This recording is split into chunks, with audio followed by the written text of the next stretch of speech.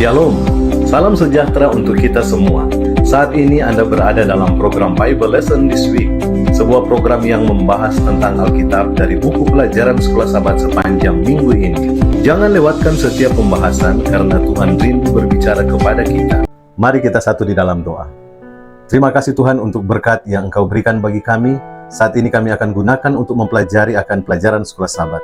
Biarlah Roh Kudus-Mu akan bersama-sama dengan kami, sehingga apa yang kami akan pelajari, kami boleh mengerti dan kami boleh termotivasi untuk mempraktekkan semua itu di dalam kehidupan kami.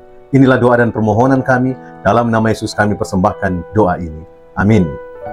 Sahabatku, pada saat ini kita masuk pada pelajaran yang keempat, yang judulnya adalah Tulah-tulah. Di dalam Keluaran 9 ayatnya yang ke-35, di sana dikatakan, berkeraslah hati Firaun, sehingga ia tidak membiarkan orang Israel pergi, seperti yang telah difirmankan Tuhan dengan perantaraan Musa. Sahabatku, pelajaran pekan ini berfokus pada pertentangan antara kehendak Allah dan kekerasan hati manusia. Sebagaimana terlihat dalam kisah Firaun yang menolak membebaskan bangsa Israel dari perbudakan di Mesir. Meskipun telah diperingatkan melalui tanda dan mujizat yang luar biasa, Firaun tetap mengeraskan hatinya. Firaun tidak mau membebaskan orang Israel bukan karena alasan rohani, melainkan kemungkinan besar karena alasan ekonomi. Ya, Israel adalah tenaga kerja murah yang sangat berguna bagi pembangunan Mesir.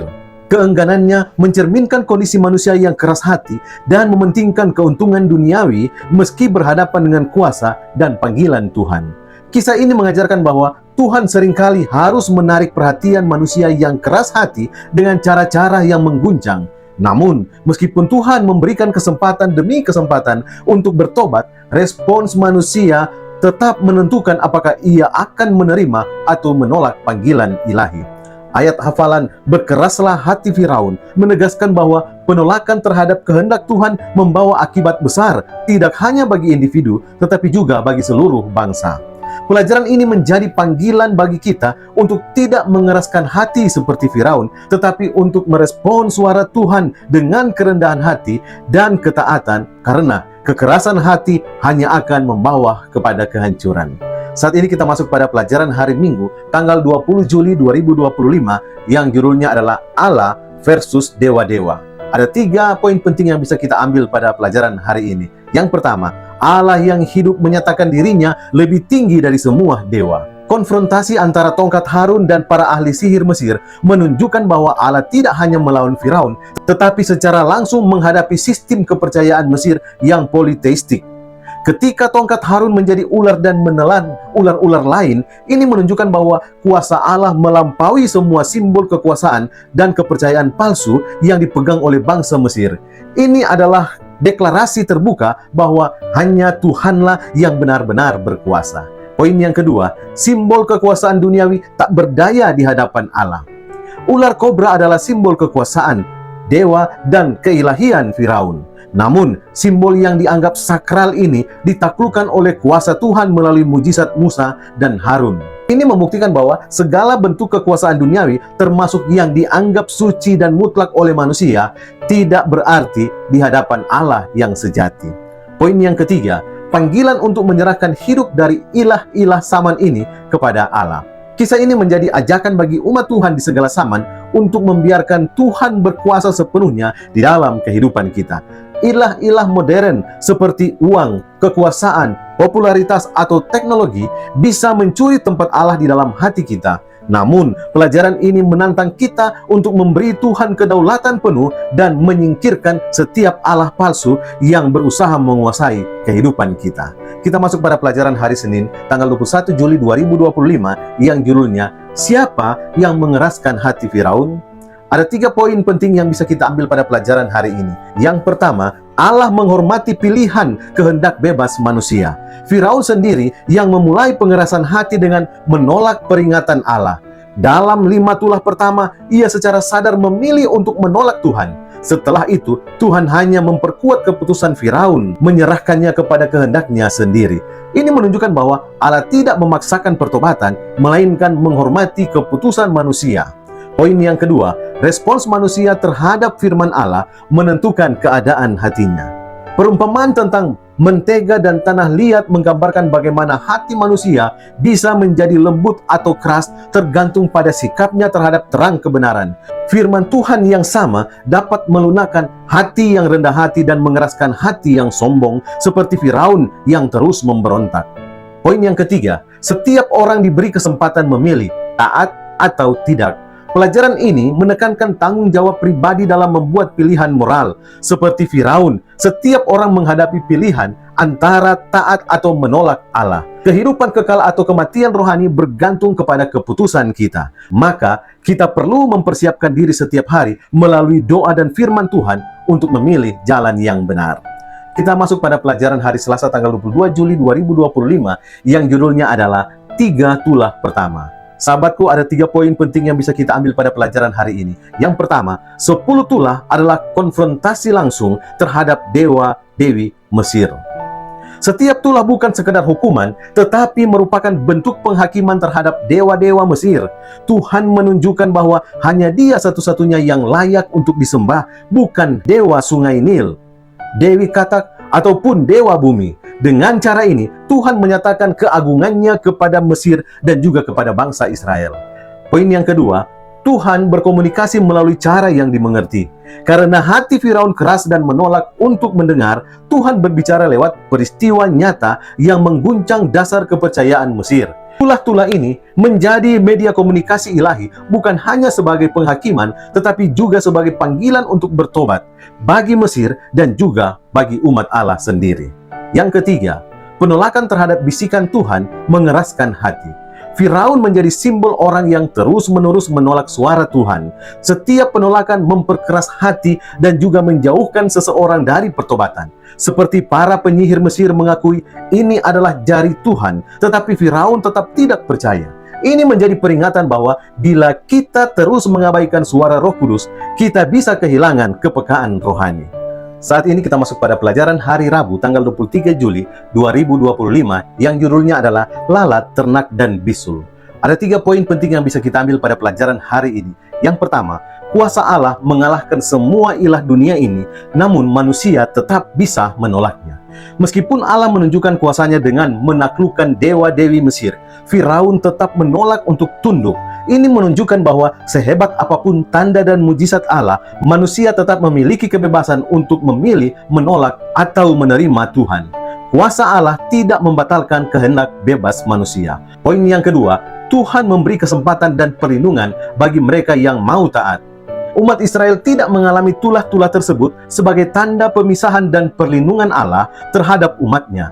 Ini menunjukkan kasih karunia Allah yang ingin menyelamatkan, bukan membinasakan. Namun, Firaun justru menanggapi dengan hati yang semakin keras, bahkan mulai menawar akan kehendak Allah, bukannya menaati sepenuhnya. Poin yang ketiga, masalah terbesar bukan kurangnya bukti, tapi hati yang keras.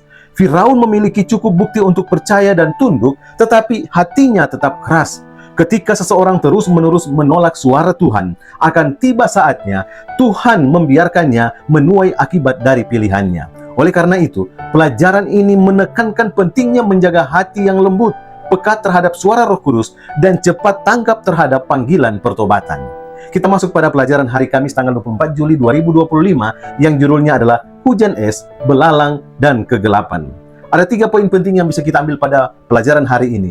Yang pertama, tulah-tulah Allah adalah bentuk penghakiman dan kesempatan bertobat. Setiap tulah bukan hanya menaklukkan dewa-dewi Mesir, tetapi juga menjadi ujian iman bagi rakyat Mesir sendiri. Apakah mereka akan percaya kepada firman Tuhan dan bertindak sesuai dengannya? Meskipun penghakiman terjadi, Tuhan tetap menyediakan perlindungan bagi mereka yang mau taat. Ini menunjukkan kasih Allah yang memberi kesempatan bertobat di tengah hukumannya. Poin yang kedua, pengetahuan dan pengakuan tidak sama dengan pertobatan. Firaun sempat mengakui bahwa ia berdosa, tetapi pengakuan itu tidak diikuti dengan pertobatan sejati. Ia tetap menawar dan menolak kehendak Allah.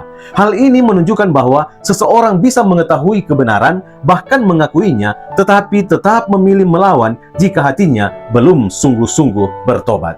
Poin yang ketiga, kesombongan adalah akar penolakan terhadap Allah. Meski menghadapi kenyataan pahit, nasihat dari para pelayan, dan kehancuran negerinya sendiri, Firaun tetap bersikeras menolak Tuhan. Ini adalah contoh tragis dari kebenaran Amsal 16 ayat 18. Kecongkakan mendahului kehancuran. Kebanggaan pribadi dapat membutakan seseorang dari kebenaran yang paling jelas sekalipun. Pelajaran bagi kita menjaga kerendahan hati adalah kunci untuk tetap berada dalam jalan Tuhan.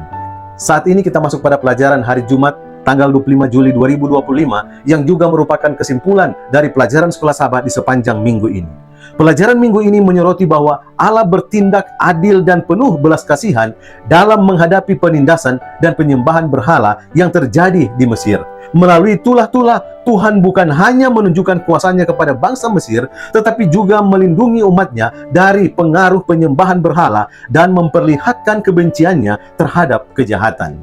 Firaun bukanlah korban dari kuasa gaib yang menghapus kehendak bebasnya. Ia secara sadar dan terus-menerus menolak terang dan bukti kuasa Allah. Setiap penolakan menjadikannya semakin keras dan nekat dalam pemberontakan. Inilah hukuman rohani yang berlaku hingga sekarang ini. Penolakan terhadap terang akan mengeraskan hati dan menjerumuskan pada kehancuran. Kegelapan yang meliputi Mesir, terutama saat tulah ke-9, bukan sekedar hukuman, tetapi juga kesempatan terakhir bagi pertobatan. Dalam kegelapan itu, Allah tetap menunjukkan belas kasih-Nya, memberikan ruang bagi bangsa itu untuk merenung sebelum kutuk terakhir dijatuhkan. Ini menunjukkan bahwa penghukuman Allah selalu didahului oleh kesabaran dan panggilan untuk bertobat. Dari kisah Firaun, kita belajar bahwa, yang pertama, pengetahuan tentang kebenaran tidak menjamin pertobatan sejati. Yang kedua, hati yang menolak terang akan menjadi bebal dan sulit berubah. Yang ketiga, Tuhan tidak memaksa, tetapi memberi kesempatan demi kesempatan untuk bertobat. Pengakuan dosa Firaun tampak luar biasa di permukaan, tetapi karena tidak diikuti dengan perubahan sikap yang tulus, hal itu terbukti bukanlah pertobatan yang sejati, melainkan reaksi sesaat karena tekanan. Peringatan untuk kita, jangan main-main dengan dosa. Jangan menunda-nunda pertobatan. Seperti Firaun dan juga Yudas, orang dapat tahu yang benar, bahkan menyadari dosanya, tetapi kehilangan keselamatan karena hatinya tidak benar-benar berubah. Maka hari ini, jika kamu mendengarkan suaranya, jangan keraskan hatimu. Mari kita tunduk kepala dan kita satu dalam doa. Terima kasih Tuhan untuk waktu yang boleh kami gunakan pada saat ini, bisa mempelajari akan pelajaran Sekolah Sabat. Biarlah Roh Kudus-Mu akan tetap bersama-sama dengan kami, bahkan memberikan pengertian kepada kami, sehingga apa yang telah kami pelajari, kami boleh mengerti dan bisa kami praktekkan dalam kehidupan kami setiap hari. Inilah doa dan permohonan kami persembahkan doa ini dalam nama Yesus Juru Selamat dan Penebus dosa kami. Amin. Demikianlah pelajaran Sekolah Sabat pada saat ini sudah selesai. Semoga Tuhan memberkati kita semua. Shalom.